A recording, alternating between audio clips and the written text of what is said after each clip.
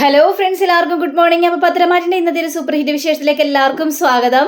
അങ്ങനെ നമ്മുടെ അഭി ഇങ്ങനെ കിടന്ന് ഉറങ്ങാനായിട്ട് ഇങ്ങനെ കിടക്കുക. അപ്പോൾ എല്ലാവരും ഭയങ്കര ടെൻഷനായിട്ട് നിൽക്കുകയാണല്ലോ. ആ സമയത്താണ് അഭി ഇങ്ങനെ കിടന്ന് ഉറങ്ങാനായിട്ട് പെട്ടെന്ന് ഇങ്ങനെ ഉറങ്ങിപ്പോയി കഴിഞ്ഞപ്പോഴേക്കും എൻ്റെ അമ്മേ എന്ന് പറഞ്ഞുകൊണ്ട് ചാടി എണീക്കുകയാണ്. ചാടി എണീറ്റ് നോക്കിക്കഴിഞ്ഞപ്പോഴേക്കും നവ്യാണെങ്കിൽ ഒരു പ്രേതത്തെ പോലെ ഇങ്ങനെ കുത്തിയിരുന്ന് ചുറ്റുപാടും അതേപോലെ തന്നെ അഭിയെയൊക്കെ ഇങ്ങനെ നോക്കുക. ഇത് കണ്ട് അഭി അങ്ങനെ പേടിച്ചു പോകണം. എൻ്റെ ദൈവം, എൻ്റെ കഷ്ടകാലത്തിലാണല്ലോ ഞാൻ അറിയാതെ ഉറങ്ങിപ്പോയത്. ഇനിയിപ്പോൾ എന്ത് വേണമെങ്കിലും സംഭവിച്ചാനായിരുന്നു. പേടിച്ച് വിറച്ചിട്ട് ഒരു രക്ഷയില്ലായിരുന്നല്ലോ എൻ്റെ ദൈവമേ എന്നും പറഞ്ഞുകൊണ്ട് അഭി വീണ്ടും പതിയെ അങ്ങോട്ട് കിടക്കുക. പതിയെ ഇങ്ങനെ കിടന്നിട്ട് ഉറങ്ങാതെ കണ്ണും പിടിച്ച് ഇങ്ങനെ നോക്കി നിൽക്കുക. ഇനിയിപ്പോൾ നവ്യ അഭിയെ കുത്തിക്കൊന്നാലോ എന്നുള്ളൊരു പേടിച്ചാണ് അഭി അങ്ങനെ ഒരു കാര്യം ചെയ്യുന്നത്. അങ്ങനെ പിന്നീട് കാണിക്കുന്നത് നമ്മുടെ നയനയാണ്. അപ്പം നയനയ്ക്കാണെങ്കിലും ഉറക്കൂല. നയനക്കാണെങ്കിൽ ഒരു മനസ്സമാധാനമില്ല. അപ്പോൾ ആദർശ് വന്നിട്ട് നയനയോട് പറയണം, നയന നീ ഇങ്ങനെ ഉറങ്ങാതിരുന്നിട്ടുണ്ടെങ്കിൽ എങ്ങനെയാണ് ശരിയാവുന്നത് എന്ന് ചോദിച്ചപ്പോഴേക്കും എൻ്റെ ആദർശേട്ടാ എനിക്ക് ഉറക്കം വരുന്നില്ല. ചേച്ചിയുടെ ഓരോരോ നീക്കങ്ങളും കാണുമ്പോൾ എനിക്കാകെ ടെൻഷൻ ആവുകയാണ് ആദർശേട്ടാ. അതുകൊണ്ടാണ് ഞാൻ ഉറങ്ങാതിരിക്കുന്നത്. ചേച്ചി എന്തിനാണ് ഇങ്ങനെ ആരോടും മിണ്ടാതെ നടക്കുന്നത്? അമ്മ വിളിച്ചിട്ട് ഓരോരോ കാര്യങ്ങൾ പറയാൻ നേരത്തെ എനിക്ക് പേടിയാവുന്നു ആദർശേട്ടാ എന്ന് പറയുകയാണ്. ഇത് വല്ലാത്തൊരു കഷ്ടമായിപ്പോയി. അവിടെ ഒന്ന് പ്രതികരിച്ചിരുന്നെങ്കിലോ, അവിടെ നിന്ന് പൊട്ടിത്തെറിച്ചെങ്കിൽ നമുക്കൊരു മനസ്സമാധാനം ഉണ്ടായിരുന്നേനെ. ഇത് ആരുടെ രക്ഷണം പോലും മിണ്ടാതെ അവളെ മനസ്സിലിരിപ്പോൾ എന്താണെന്ന് പോലും മനസ്സിലാവുന്നില്ലല്ലോ. നിന്റെ അമ്മയാണ് ഇതിനെല്ലാത്തിനും കാരണം. അപ്പം അമ്മയ്ക്ക് സമാധാനമായി കാണും എന്നൊക്കെ ഇങ്ങനെ ആദർശ് അമ്മയെ ഇങ്ങനെ കുറ്റപ്പെടുത്തുകയാണ്. നയനയാണെങ്കിൽ ഭയങ്കര കരച്ചില്ല. സമയം തന്നെ ഗോവിന്ദനും അതേപോലെ തന്നെ കനകയും ആരും ഒന്നും ഉറങ്ങിയിട്ടില്ല. അപ്പോൾ ഗോവിന്ദനും പറയാണ്, കനക നിനക്ക് സമാധാനമായല്ലോ. ഇപ്പം അവൾ ആരോടും ഒരക്ഷരം മിണ്ടുന്നുമില്ല. ഒരക്ഷരം പറയാതെ ഇങ്ങനെ നടക്കുകയാണ്. ഇനി അവൾ എന്താ ചെയ്തു കൂട്ടാൻ പോകുന്നതെന്ന് നമുക്ക് ഊഹിക്കുന്നതിൽ അപ്പുറമായിരിക്കും. അവളുടെ മനസ്സിലിരിപ്പോൾ എന്താണെന്ന് കണ്ടുപിടിക്കാനായിട്ട് സാധിക്കില്ല. നയനമോൾക്കോ അല്ലെങ്കിൽ നന്ദുമോൾക്കോ ആണ് ഇങ്ങനെയൊക്കെ സംഭവിച്ചെങ്കിൽ അവർ ഉറപ്പായിട്ടും പ്രതികരിക്കുകയും ചെയ്യും. അവരതിനുള്ള പരിഹാരം കാണുകയും ചെയ്യും. പക്ഷേ നവ്യമോളിപ്പോൾ അങ്ങനെയല്ലല്ലോ. ഞാൻ അവളെ കുറേ പ്രാവശ്യം വിളിച്ചായിരുന്നു. അവൾ ഫോൺ എടുക്കുന്നില്ല. നിങ്ങൾക്ക് സമാധാനം ആയാലോ എന്നൊക്കെ ഇങ്ങനെ സംസാരിക്കാം. അങ്ങനെയല്ല സംസാരിച്ചുകൊണ്ടിരിക്കുമ്പോഴാണ് നന്ദുവും വരുന്നത്. അപ്പം നന്ദു വന്നിട്ട് പറയുകയാണ്, അച്ഛനും ഉറക്കൂലാതെ അല്ലേ അമ്മ കാരണം ഇപ്പം എല്ലാവരുടെ ഉറക്കം നഷ്ടപ്പെട്ടിരിക്കുകയാണ് അമ്മേ. അമ്മക്ക് എല്ലാം കൊണ്ട് സമാധാനമായി അല്ലേ. എല്ലാ കാര്യങ്ങളും നവേശിയോട് പറഞ്ഞു കഴിഞ്ഞപ്പോഴേക്കും നമുക്ക് എല്ലാം പൂർത്തിയായി. ഇത് കേട്ട് കഴിഞ്ഞപ്പോഴേക്കും ഗോവിന്ദൻ പറയുകയാണ്, ഇനി മോളെ നീ അമ്മനെ കുറ്റപ്പെടുത്തണ്ട. ആദർശിനെയും അതേപോലെ തന്നെ നയനെയും കുറ്റപ്പെടുന്നത് കണ്ടു കഴിഞ്ഞപ്പോഴേക്കും അവൾ അറിയാതെ അങ്ങനെ നവ്യയോട് പൊട്ടിത്തെറിച്ച് പോയതാണ്. എല്ലാ സത്യങ്ങളും പറഞ്ഞു പോയതാണ്. ഇനി അതിൻ്റെ പേരിൽ ഇവളെ ഇങ്ങനെ കുറ്റപ്പെടുത്തിയത് കൊണ്ട് വല്ല പ്രയോജനമുണ്ടോ? പറഞ്ഞത് മുഴുവൻ തിരിച്ചെടുക്കാനായിട്ട് പറ്റില്ലല്ലോ. അപ്പോൾ ആ കാര്യത്തെക്കുറിച്ച് ഇനി സംസാരിക്കേണ്ട ആവശ്യമൊന്നുമില്ല. പക്ഷെ നവേശിയുടെ പോക്ക് കാണുമ്പോൾ ആകെ പേടിയൊന്നും ആരുടെ രക്ഷണം പോലും മിണ്ടാതെ നടക്കുന്നതല്ലേ പറയുന്നത്. അതെന്തുകൊണ്ടാണെന്നാണ് എനിക്ക് മനസ്സിലാവാത്തത്. അല്ലെങ്കിൽ ചേച്ചി ഇങ്ങനെയാണോ? ചേച്ചിക്ക് എന്തെങ്കിലും ഒന്ന് കേട്ട് കഴിഞ്ഞിട്ടുണ്ടെങ്കിൽ അപ്പം തന്നെ മുഖത്തടിച്ച രീതിയിൽ സംസാരിക്കുന്ന ആളാണ് ചേച്ചി. ഇപ്പോഴേ ഒന്നും മിണ്ടാതെ ഒന്നും പ്രതികരിക്കാതെ ഇങ്ങനെ നടക്കുകയാണ്. അപ്പോൾ ഇതിലെന്താണ് നമ്മൾ കരുതേണ്ടത് എന്ന് ചോദിക്കുകയാണ്. അതേ മോളെ, അത് തന്നെയാണ് എനിക്കും മനസ്സിലാവാത്തത് എന്ന് പറയാം. അപ്പോൾ കനകത്തിനാണെങ്കിൽ ആകെ ടെൻഷനെന്ന് തോന്നുന്നുണ്ട്. ദൈവമേ, നമ്മൾ പറഞ്ഞത് വല്ല അബദ്ധമായി പോയോ എന്നാണ് കനകം അങ്ങനെ ചിന്തിക്കുന്നത്. അങ്ങനെ പിറ്റേ ദിവസം രാവിലെ ആയി കഴിഞ്ഞപ്പോഴേക്കും ജലജ ചാടി എണീറ്റ് കഴിഞ്ഞപ്പോഴേക്കും എൻ്റെ ദൈവമേ, ഇനിയിപ്പോൾ എന്തായിരിക്കും സംഭവിച്ചിട്ടുണ്ടാവുക? അവനെ കുത്തി കൊന്നിട്ടുണ്ടാവോ? ഇനിയിപ്പോൾ അവൻ ജീവനോടെ ഉണ്ടാവോ? ഏതായാലും അവിടെ പോയി നോക്കണമല്ലോ എന്നൊക്കെ വിചാരിച്ചുകൊണ്ട് ജലജ അവിടെ നിന്ന് ചാടി എണീക്കുക. ഈ സമയം തന്നെ നമ്മുടെ ദേവയാനിയാണെങ്കിൽ വെളുപ്പിനെ കുളിച്ചൊരുങ്ങി പൂജാ റൂമിൽ കയറുന്നൊരു പതിവുണ്ടല്ലോ. അപ്പോൾ കുളിച്ചൊരുങ്ങി നേരെ പൂജാ റൂമിലേക്ക് കയറാനുള്ള വരവാണ്. പെട്ടെന്ന് തന്നെ ഈ നവ്യ ഓടി പൂജാ റൂമിലേക്ക് കയറുക. ഇത് ദേവയാനിക്ക് വിശ്വസിക്കാൻ പോലും പറ്റിയില്ല. കാരണം അങ്ങനെ വെളുപ്പിനെ കുളിച്ചു നാം പൂജാ റൂമിൽ കയറാത്ത ഒരാളാണ് നവ്യ. ഇതെന്തു പറ്റിയെന്നിങ്ങനെ ആലോചിച്ചുകൊണ്ട് നിൽക്കുക. അപ്പോഴാണ് മുത്തശ്ശി വരുന്നത്. എന്താ ദേവയാനി എന്ന് ചോദിച്ചപ്പോഴേക്കും അവനെനിക്ക് വിശ്വസിക്കാൻ പറ്റുന്നില്ല. ഞാനേ കുളിച്ചൊരുങ്ങി പൂജാ റൂമിലേക്ക് കയറാൻ പോവായിരുന്നു. ആ സമയത്ത് നവ്യ പൂജാ റൂമിലേക്ക് കയറുന്നു. എനിക്ക് വിശ്വസിക്കാൻ പറ്റില്ലമ്മേ. ഇതെന്താ അവളുടെ മനസ്സിൽ എന്താണ്? എൻ്റെ ദേവയാനി അവൾ രണ്ടും കൽപ്പിച്ചാണെന്ന് എനിക്ക് തോന്നുന്നുണ്ട്. അവളെന്തോ മനസ്സിൽ കരുതി കൂട്ടി വെച്ചിട്ട് തന്നെയാണ് ഇപ്പം പൂജാ റൂമിലേക്ക് കയറാനായിട്ട് ചെന്നിരിക്കുന്നത്. അവളുടെ മനസ്സിൽ എന്താണോ എൻ്റെ ദൈവമേ, ഒരു ഇതും ബുദ്ധിയും തോന്നാതിരുന്നാൽ മതിയായിരുന്നു. പക്ഷെ അമ്മേ, അവളുടെ മനസ്സ് ശരിക്കും തീ കത്തുന്നത് പോലെ കത്തുന്നുണ്ട്. അതെനിക്ക് മനസ്സിലാക്കാനായിട്ട് സാധിക്കുന്നുണ്ട്. പക്ഷേ അവൾ ആരോടും ഒന്നും തുറന്നു പറയുന്നില്ലല്ലോ. അതാണ് വല്ലാതെ കഷ്ടം. ദേവയാനി, നീ പറഞ്ഞ സത്യം തന്നെയാ. അവളുടെ മനസ്സ് നന്നായിട്ട് വെന്തുരുകുന്നുണ്ട്.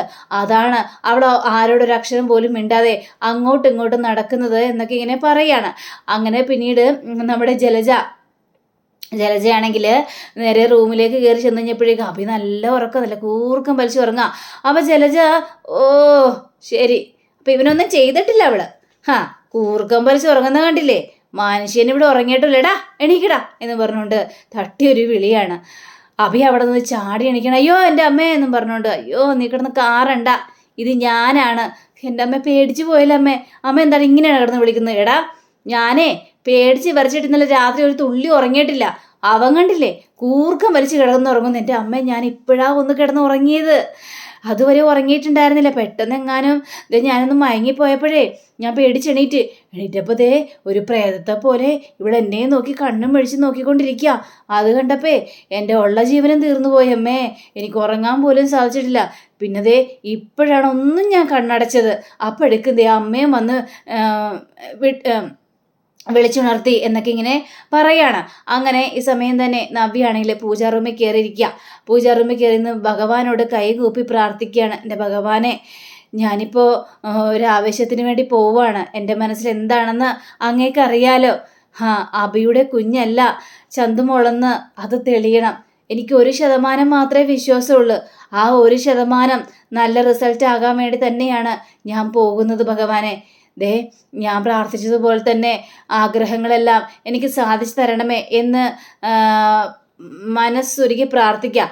അങ്ങനെയെല്ലാം പ്രാർത്ഥിച്ചു കഴിഞ്ഞ് നമ്മുടെ നവ്യ നേരെ ബെഡ്റൂമിലേക്ക് കയറി ചെന്ന് കഴിഞ്ഞപ്പോഴേക്കും ജലജ അവിടെ നിൽക്കുന്നതാണ് കാണുന്നത്. അപ്പം ജലജ നവ്യയെ കണ്ടു കഴിഞ്ഞപ്പോഴേക്കും പേടിച്ചു പോയി. അപ്പം നവ്യയോട്, അതെ ഞാനിവിടെ ചുമ്മാ വന്നതാണ്, ഞാനിപ്പോൾ തന്നെ പൊയ്ക്കോളാം എന്നും പറഞ്ഞുകൊണ്ട് ജലജ അവിടെ നിന്ന് ഇറങ്ങി പോവാം. കാരണം ഇനിയല്ല ജലജയെ എന്തെങ്കിലും ചെയ്താലോ എന്നുള്ളൊരു പേടി ജലജയുടെ മനസ്സിലുണ്ടായിരുന്നു. അങ്ങനെ നവ്യ നേരെ ഡ്രസ്സിങ് ടേബിളിൻ്റെ മുന്നിൽ പോയിട്ട് ഒന്ന് മേക്കപ്പൊക്കെ ചെയ്യണം. അത് കണ്ടു കഴിഞ്ഞപ്പോഴേക്കും അഭിയാണെങ്കിൽ ഇവളിത് എങ്ങോട്ടാണ് രാവിലെ പോകുന്നത്, ഉടുത്തുരുങ്ങുന്നുണ്ടല്ലോ, ഇതൊക്കെ ഇങ്ങനെ നോക്കിക്കൊണ്ടിരിക്കുമ്പോൾ നവ്യയോട് ചോദിക്കണം, നവ്യേ നീ ഇതെങ്ങോട്ടാണ് പോകുന്നത് എന്ന് ചോദിക്കുക. പക്ഷേ നവ്യ ഒന്നും കൂടി അഭിയെ തുറിച്ചു നോക്കിയതിന് ശേഷം പിന്നീടൊരു അക്ഷരം പോലും മിണ്ടാതെ അവിടെ നിന്ന് ഇറങ്ങിപ്പോവാണ്. അപ്പോൾ അഭിക്ക് വീണ്ടും പേടിയാവുകയാണ്. ഇവളെന്താണൊന്നും മിണ്ടാൻ നടക്കുന്നത്, എന്തെങ്കിലും ഒന്ന് പറഞ്ഞിരുന്നെങ്കിൽ ഒരു മനസ്സമാധാനം ഉണ്ടായിരുന്നല്ലോ. ഇതിപ്പോൾ ഒന്നും പറയുന്നുമില്ല, ചുമ്മാ മനുഷ്യനെ ടെൻഷൻ അടിപ്പിക്കാൻ വേണ്ടി ഓരോരോ കാര്യങ്ങൾ ഇങ്ങനെ ചെയ്ത് കൂട്ടിക്കോളും. ദൈവം ഇനിയിപ്പോൾ എന്ത് അറിയാഞ്ഞിട്ട് ഒരു രക്ഷയില്ല ഈ അഭിക്ക്. അങ്ങനെ എല്ലാവരും കൂടി നിൽക്കുകയാണ്. അവിടെ നിന്ന് കഴിഞ്ഞപ്പോഴേക്കും നവ്യ ഇറങ്ങി വരിക. അപ്പോൾ നവ്യ ഇറങ്ങി വന്നു കഴിഞ്ഞപ്പോഴേക്കും എല്ലാവരെയും ഒന്ന് ചുറ്റുപാടും ഇങ്ങനെ കണ്ണുരുട്ടി ഇങ്ങനെ നോക്കുക. പക്ഷേ ഇവരും ആണെങ്കിൽ ഒന്നും മിണ്ടിയില്ല. കാരണം ഇവളോട് ചോദിച്ചിട്ട് ഒരക്ഷരം പോലും മിണ്ടില്ലല്ലോ. അതുകൊണ്ട് ഇവളും മിണ്ടിയില്ല. അപ്പോൾ ഇവരും മിണ്ടിയില്ല. അതുകൊണ്ട് നവ്യ അവിടെ നിന്ന് ഇറങ്ങിപ്പോവാണ്. അപ്പോൾ നവ്യ അവിടെ നിന്ന് ഇറങ്ങിപ്പോയി കഴിഞ്ഞപ്പോഴേക്ക് നമ്മുടെ നമ്മുടെ അനിയുടെ അമ്മ ഇങ്ങനെ പറയാണ്, ജാനകി പറയാണ്, നിങ്ങളെല്ലാം പറഞ്ഞാൽ ശരി തന്നെയാണ് കേട്ടോ. ഇവിടെ മനസ്സിൽ എന്തോ കരുതിക്കൂട്ടി തന്നെയാണ് പോകുന്നത്. കണ്ടില്ലേ, പോണ പോക്ക് കണ്ടില്ലേ, നമ്മളെയൊക്കെ തുറിച്ച് നോക്കിയിട്ടാണ് അവൾ പോകുന്നത്. അപ്പോഴേക്കും ദേവിയാൻ ഇവിടെ അമ്പലത്തിൽ പോകുന്നതാണ് തോന്നുന്നത്. കാരണം കാലത്തെ പൂജാ റൂമിൽ കയറിയിട്ട് അവിടെ അമ്പലത്തിൽ പോകുന്ന തോന്നുന്നത് മുത്തശ്ശിയും പറയാണ്. അപ്പോഴേക്കും ബാക്കിയുള്ളവർ സംസാരിക്കണേ, ആ ഒരു പോക്ക് കണ്ടിട്ട് അമ്പലത്തിലേക്കാണെന്ന് തോന്നുന്നില്ല. കാരണം ഇവളുടെ മനസ്സിൽ എന്തൊക്കെയോ പ്രശ്നങ്ങളുണ്ട്. അതെല്ലാം ദൈവത്തോട് പറയാൻ വേണ്ടിയാണ് രാവിലെ പൂജാ റൂമിൽ കയറിയത്. എന്നിട്ട് രണ്ടും കൽപ്പിച്ച് എന്തോ ഒരു ഉദ്ദേശത്തിന് വേണ്ടിയാണ് അവൾ പുറത്തേക്ക് ഇറങ്ങി പോയിരിക്കുന്നത്. അത് അമ്പലത്തിലേക്കല്ലെന്ന് 100% ഉറപ്പാണെന്നൊക്കെ ദേവയാനി പറയാം. അങ്ങനെ പറഞ്ഞതുപോലെ തന്നെ നമ്മുടെ നവ്യ കാണാനായിട്ട് പോയത് ഡേവിഡിനെയാണ്. അപ്പോൾ ഡേവിഡ് വന്നിങ്ങനെ മുന്നിൽ നിൽക്കുകയാണ്. സാറേ, എന്തായി സാറേ കാര്യങ്ങൾ എന്ന് ചോദിക്കുകയാണ്. ഞാൻ ആകെ വെപ്രാളപ്പെട്ടും ടെൻഷൻ അടിച്ചൊക്കെയാണ് ഞാനിപ്പോൾ സാറിൻ്റെ മുന്നിൽ വന്ന് നിൽക്കുന്നത്. അതുകൊണ്ട് പറ സാറേ, എന്താണ് സംഭവം എന്നിങ്ങനെ ചോദിക്കുകയാണ്.